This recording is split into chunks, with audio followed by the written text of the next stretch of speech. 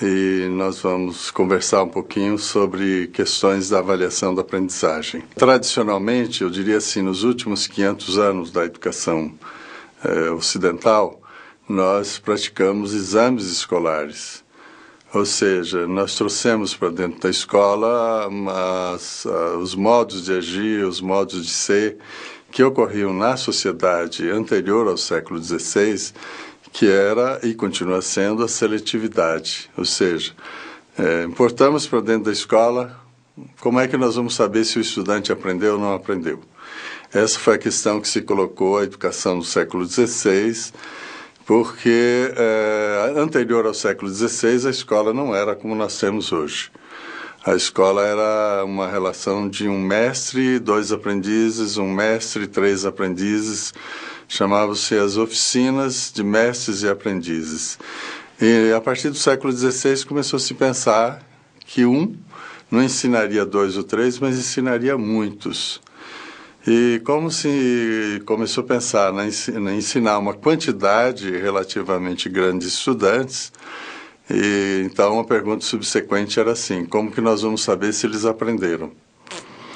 Para saber isso, se importou da vida social os exames que eram utilizados para seleção de profissionais, seleção de soldados para o exército, enfim, diversos âmbitos da atividade social. E se era seletivo, se esse processo era seletivo, ele foi importado para dentro da escola como seletivo. E aí, então ficou assim: quem aprende permanece, quem não aprende é reprovado. Ou quem aprende prossegue, quem não aprende é retido.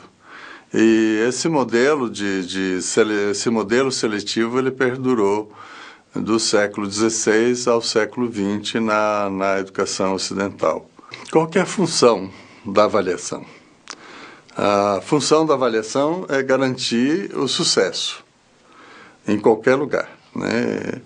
Na empresa, na experiência religiosa, na política, no nosso cotidiano, na família, em todo lugar.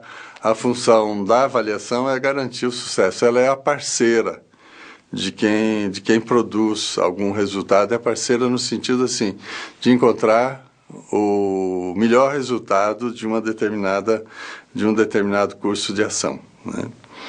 Então, nesse sentido, todos nós apostamos no sucesso. Eu, vocês, todos os seres humanos, afinal de contas, apostam no sucesso, né? E a avaliação é a nossa parceira nesse sentido, não porque a avaliação ela produza efeitos positivos, mas porque ela é um diagnóstico que sinaliza: olha, os resultados que você obteve ainda não são satisfatórios, ou os resultados que você obteve são plenamente satisfatórios. Então, a função da avaliação é ser nossa parceira na busca do sucesso, na medida que ela sinaliza, né, que nós não atingimos ainda a qualidade que nós esperávamos estar atingindo, que nós desejávamos estar atingindo.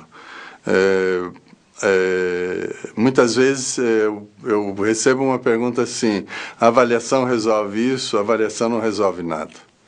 A avaliação só pesquisa a qualidade do resultado. Agora, o que resolve é a gestão.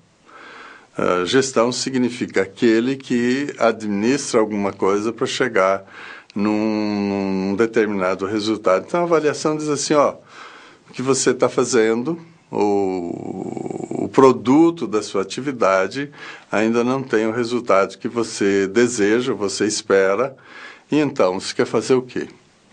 Quer produzir o resultado que você espera ou quer aceitar que o resultado não é satisfatório e permanecer por aí? Então, a avaliação, ela produz um indicativo, e a solução decorre da gestão, decorre da decisão e do investimento na produção do resultado que se deseja, que se espera, se deseja e se investe nele para a construção. Existe uma uma experiência na educação brasileira e fora do Brasil, que é o fracasso escolar. E nessa questão do fracasso escolar, nossa tradição do século XVI para cá e nos nossos dias é sempre dizer assim, quem fracassa é o estudante, né? Então, é o estudante que não tem desejo de estudar, o estudante que não aprende, o estudante que não lê, o estudante que se dispersa por outras experiências do dia a dia, do cotidiano, enfim.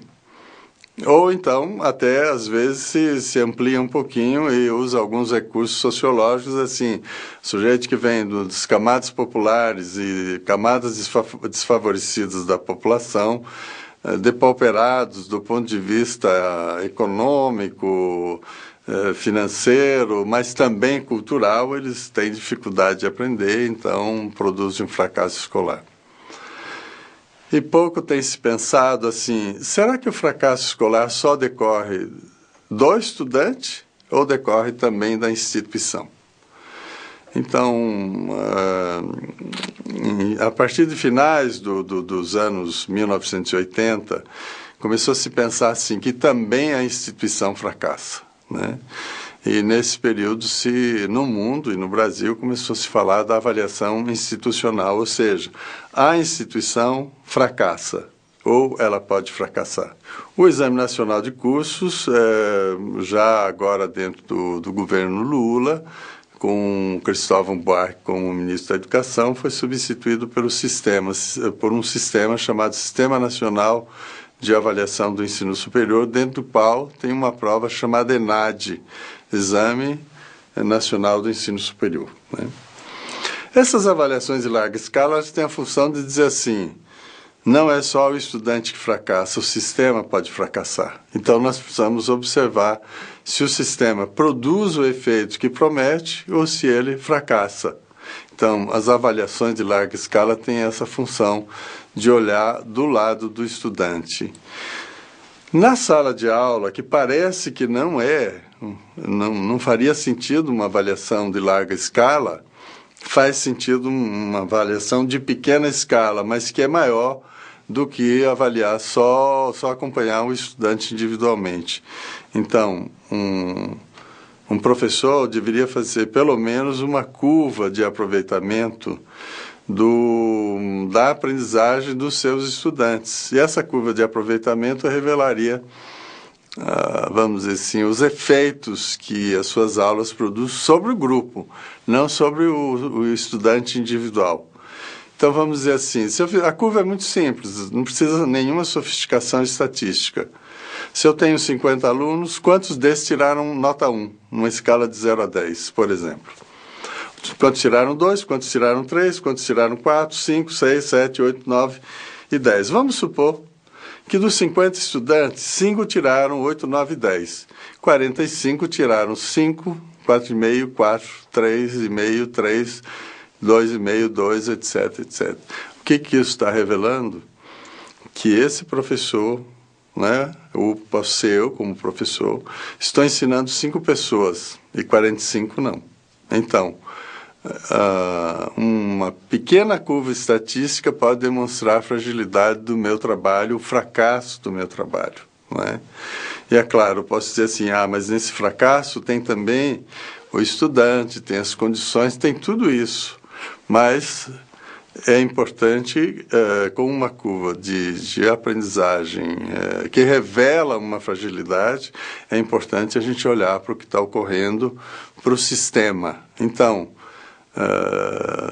a avaliação não pode ser só da aprendizagem do estudante, mas precisa ser do sistema, e dentro do sistema a sala de aula, de tal forma que a gente possa olhar assim, quem fracassa?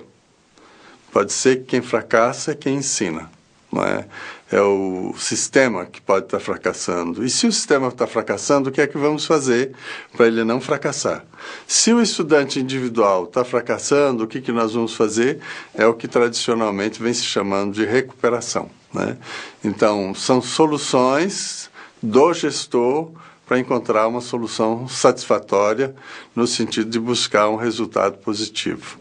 É importante a gente pensar que o ato de avaliar é um ato de investigar, é um ato de produzir conhecimento. né? Ele se assemelha à pesquisa científica, ou ele equivale à pesquisa científica, a diferença está no resultado que se espera. A pesquisa científica pretende desvendar como que funciona a realidade, a avaliação pretende desvendar qual é a qualidade da realidade.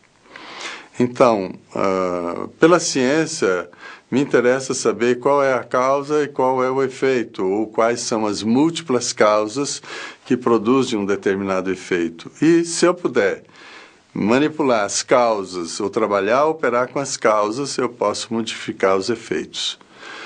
E eu poder trabalhar com as causas é o que nós chamamos hoje de tecnologia. Então, a ciência produz um conhecimento, a tecnologia produz soluções a partir do conhecimento.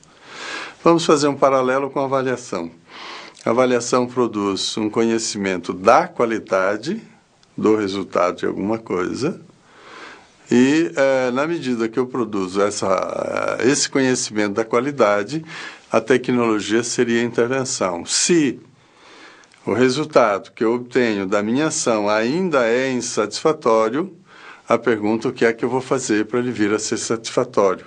A avaliação necessita de ser praticada com o rigor da metodologia científica. Se ela não for praticada com esse rigor, ela é pura e simplesmente expressões de subjetividade, de juízos subjetivos, de juízos emocionais e assim por diante. E não é que a subjetividade e a vida emocional não estejam presentes na avaliação, mas o rigor metodológico vai propiciar minorar muito as expressões emocionais que muitas vezes se fazem bastante presentes nas práticas avaliativas, porque parece que elas são só subjetividade. E no caso de coleta de dados sobre a aprendizagem do estudante, é preciso que o instrumento tenha sistematicidade, ou seja, ele cubra tudo o que foi ensinado para o estudante e que é essencial. Não pode ser um ponto que outro ponto, não pode ser perguntas aleatórias, mas precisam de ser perguntas mapeadas, consciente e logicamente. Senão, nós vamos entrar naquela coisa assim: ele errou tudo o quê? Não é? É preciso sistematicamente eu poder dizer assim: ele não aprendeu isso, não aprendeu isso, não aprendeu aquilo. Para isso eu tenho que ter um mapa do que eu quero saber. E esse mapa vai guiar a construção do instrumento, vai guiar a construção, vai guiar a correção do instrumento, vai guiar a leitura dos resultados, né? Então, eu tenho um mapa descritivo da aprendizagem do estudante. Isso é preciso levar em consideração num teste, numa redação, numa monografia, enfim, né? Nos múltiplos instrumentos que a gente usa. A segunda coisa é que esses instrumentos precisam ser vazados numa linguagem compreensível para o estudante. Terceira característica é que esses instrumentos têm uma compatibilidade de conteúdo com o que foi ensinado. Conteúdo que foi ensinado, portanto, informações, habilidades e competências que tenha o mesmo nível de dificuldade, o mesmo nível de complexidade e a mesma metodologia com que foi ensinado. Se não, eu ensinei uma coisa, peço outra. Essa distorção entre eu ensinar uma coisa e pedir outra significa que eu não estou descrevendo bem o desempenho do estudante, né? E a última coisa, tem que ter alguma precisão. Então, o instrumento as perguntas precisam ter alguma precisão. Significa que o estudante tem que entender como eu entendo a pergunta, ou eu tenho que entender como o estudante entende a pergunta. Ela não pode ser genérica. Pois é, outro passo é assim: depois que eu descrevo, isso que eu descrevi já é satisfatório? Então, para saber se alguma coisa é satisfatória, o único caminho disponível epistemologicamente é a comparação, é comparar o descrito com um padrão ou um critério. Tem um critério que permite observar se a realidade é qualitativamente positiva ou negativa. Esse critério, no caso da aprendizagem, nós estabelecemos no dia que nós planejamos o ensino. Eu vou ensinar alguma coisa e espero que qualidade não é? Qual é o padrão de qualidade, qual é o padrão de expectativa.